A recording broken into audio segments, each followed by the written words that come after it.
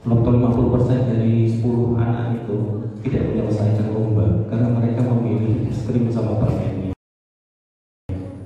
Kalau itu terjadi teman-teman, itu biasanya godaan dari teman-teman ini adalah kayak gini. Dulu waktu saya, jadi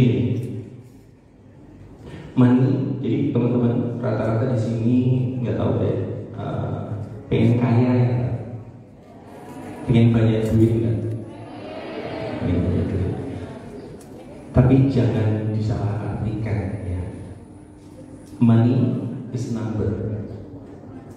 Uang adalah angka, and number is infinite, dan angka itu tidak terbatas.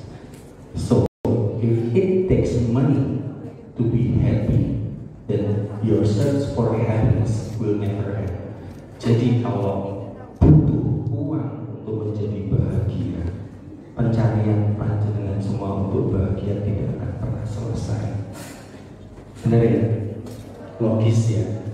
Nah, lomba lari anak PAUD itu ilustrasi atau analogi dari hal itu.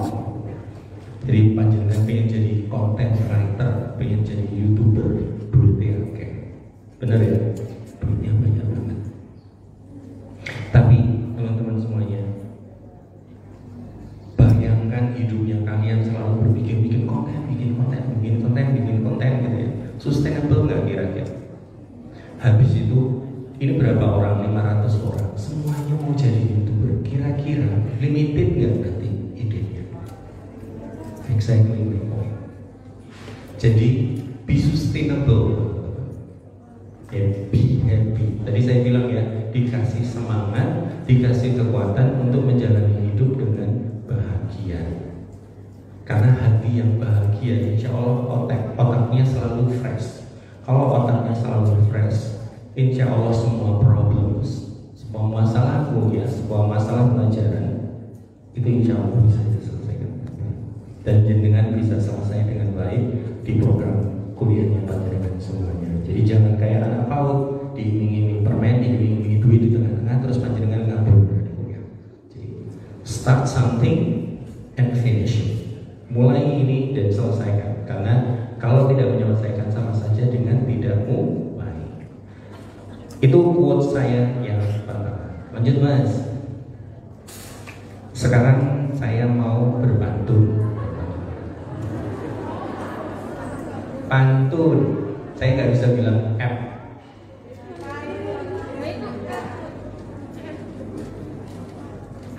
Izin pantun ya Bapak dan Ibu, teman-teman semuanya. Yang pertama ada dua. Yang pertama, langit jernih berwarna biru, secerah hari penuh harapan. Selamat datang wahai mahasiswa baru, para calon pemimpin masa depan.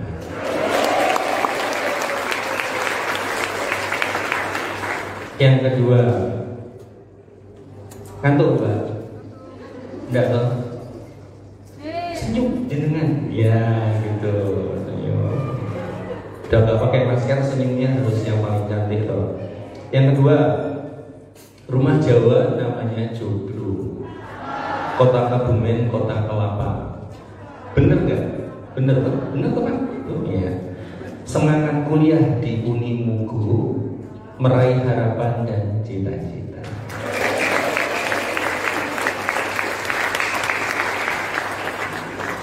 Itu pantun dari saya. Lanjut Mas. Selanjutnya kita ngomong yang serius-serius sedikit. Panjenengan semua mungkin bertanya-tanya, kenapa sih Mas itu kok menyampaikan sambutan kepada panjenengan semua? Jadi saya bekerja di Lembaga Layanan Pendidikan Tinggi. Lembaga Layanan Pendidikan Tinggi itu adalah unit kerja di bawah Kementerian Pendidikan, Kebudayaan, Riset, dan Teknologi. Jadi saya adalah karyawan pusat yang ditempatkan di daerah. Kenapa ada LLDT? Karena di Indonesia ada 4.200-an perguruan tinggi di seluruh Indonesia. Nah kalau itu hanya dikoordinasikan atau dilayani oleh kementerian bisa terlalu banyak pekerjaan.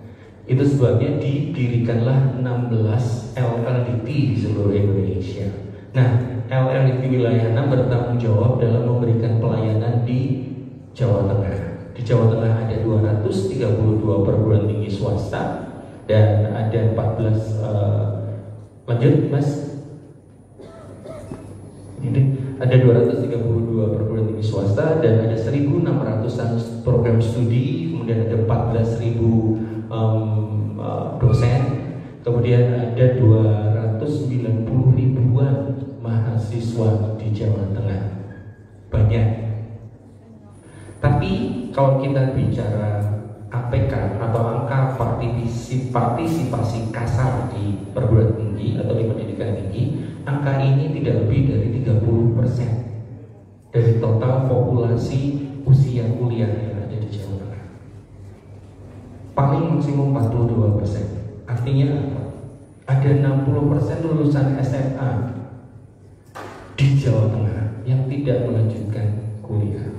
Jadi panjenengan semua harus bersyukur.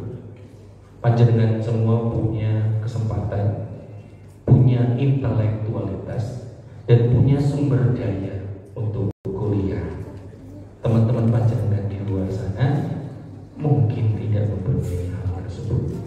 Jadi kembali ke quote saya yang pertama, jenengan sudah mulai harus diselesaikan. Apakah selesainya S1? Setinggi mungkin.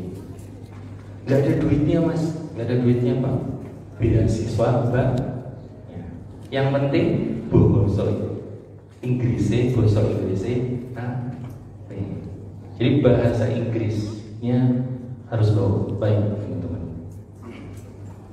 Kenapa seperti itu?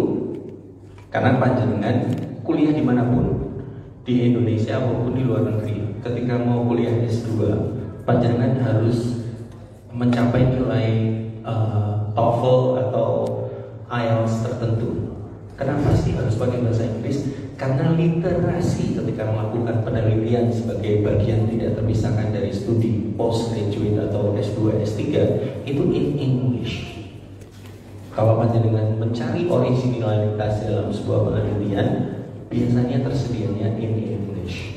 Jadi one way or another, satu hal dan lain, panjenengan harus mulai pede dan berani untuk belajar bahasa Inggris. Kenapa saya bilang pede dan berani? Karena anak saya dulu sepulang dari Amerika itu nggak pede ngomong bahasa Inggris karena dibully sama teman-temannya. Karena teman-temannya tidak bisa bahasa Inggris, anak saya tidak bisa berkomunikasi dalam bahasa Indonesia, dia dibully. Dan sampai bulan lalu dia tidak pernah mau berbicara sama saya dalam bahasa Inggris di depan umum. Itu efek dari bullying. Jadi teman-teman jangan pernah sekali-sekali melakukan penindasan ke teman-teman yang lainnya. Efeknya psikologis, efeknya juga ke masa depan, ya, efeknya juga ke panjenengan sendiri. Sambil ngasih tahu ya ke teman-teman ya. Boleh dilanjut Mas? Oke, sekarang agak serius lagi. Kondisi terkininya seperti apa sih pendidikan tinggi itu? Boleh dilanjut lagi? Sekarang kita bicara terlebih dahulu soal apa yang mendasari pendidikan tinggi menjadi seperti sekarang ini, teman-teman. Yang pertama kita bicara soal revolusi industri. Ada revolusi industri 1 sampai yang sekarang ini 4.0, di mana yang ketika yang pertama itu revolusi itu kalau melihat film-film zaman dulu, Pirates of the Caribbean, ada yang nonton kan?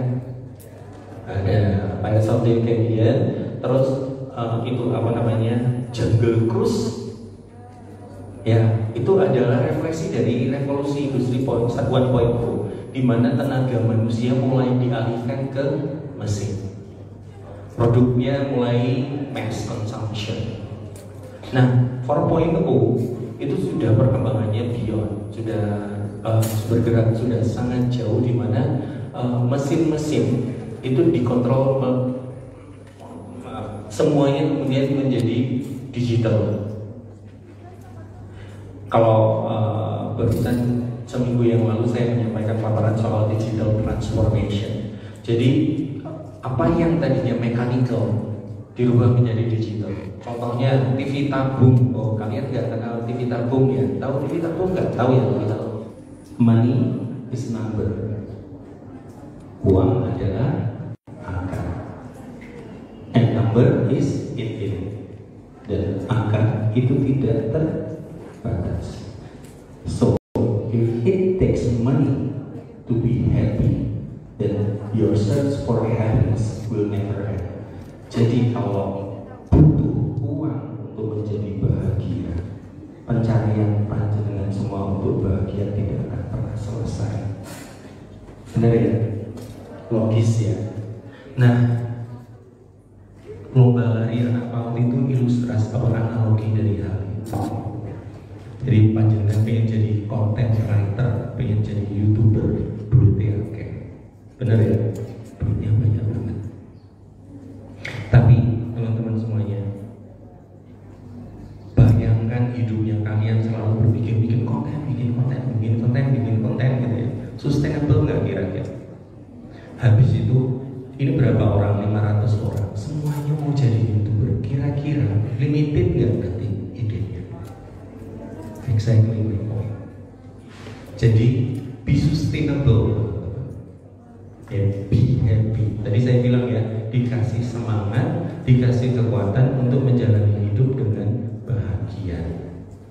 Karena hati yang bahagia, insya Allah otaknya selalu fresh. Kalau otaknya selalu fresh, insya Allah semua problems, semua masalahmu ya, semua masalah pelajaran itu insya Allah bisa diselesaikan.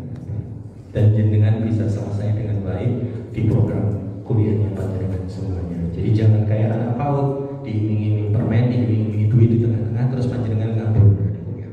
Jadi start something and finish it. Mulai ini dan selesaikan. Karena kalau tidak menyelesaikan sama saja dengan tidak mulai.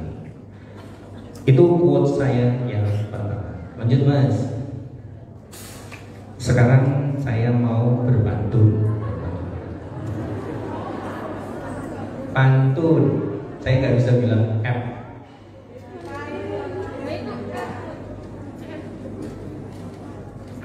Izin pantun ya Bapak dan Ibu, teman-teman semuanya. Yang pertama ada dua. Yang pertama, langit jernih berwarna biru, secerah hari penuh harapan. Selamat datang wahai mahasiswa baru, para calon pemimpin masa depan.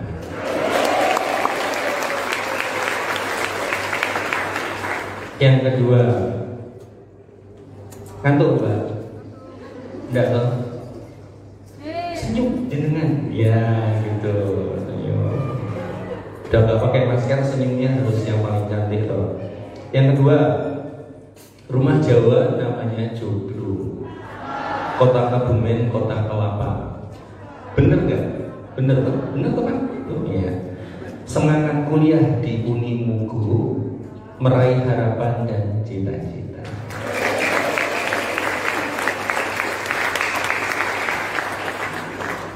Itu pantun dari saya. Lanjut Mas. Selanjutnya kita ngomong yang serius-serius sedikit. Panjenengan semua mungkin bertanya-tanya, kenapa sih Mas itu kok menyampaikan sambutan kepada panjenengan semua? Jadi saya bekerja di Lembaga Layanan Pendidikan Tinggi. Lembaga Layanan Pendidikan Tinggi itu adalah unit kerja di bawah Kementerian Pendidikan, Kebudayaan, Riset, dan Teknologi. Jadi saya adalah karyawan pusat yang ditempatkan di daerah. Kenapa ada LLDT? Karena di Indonesia ada 4.200-an perguruan tinggi di seluruh Indonesia. Nah kalau itu hanya dikoordinasikan atau dilayani oleh kementerian bisa terlalu banyak pekerjaan.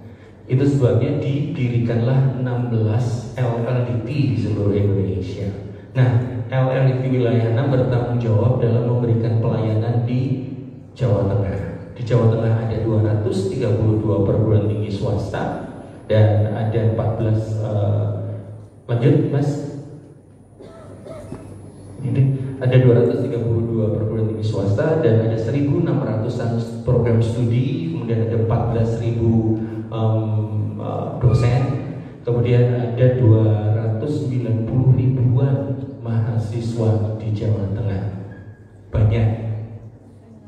Tapi kalau kita bicara APK atau angka partisipasi kasar di perguruan tinggi atau di pendidikan tinggi, angka ini tidak lebih dari 30% dari total populasi usia kuliah yang ada di Jawa Tengah.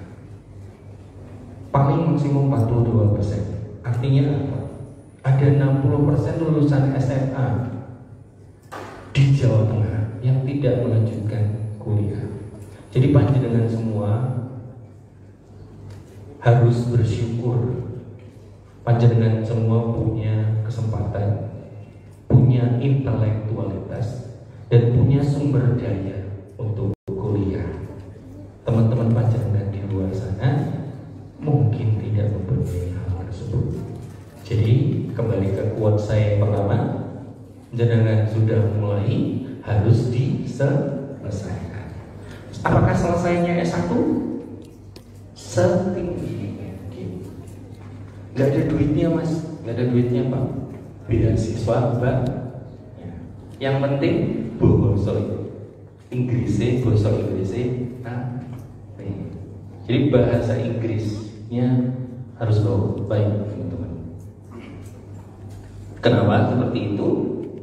Karena panjenengan kuliah dimanapun, di Indonesia maupun di luar negeri, ketika mau kuliah S2, panjenengan harus mencapai nilai TOEFL atau IELTS tertentu. Kenapa sih harus pakai bahasa Inggris? Karena literasi ketika melakukan penelitian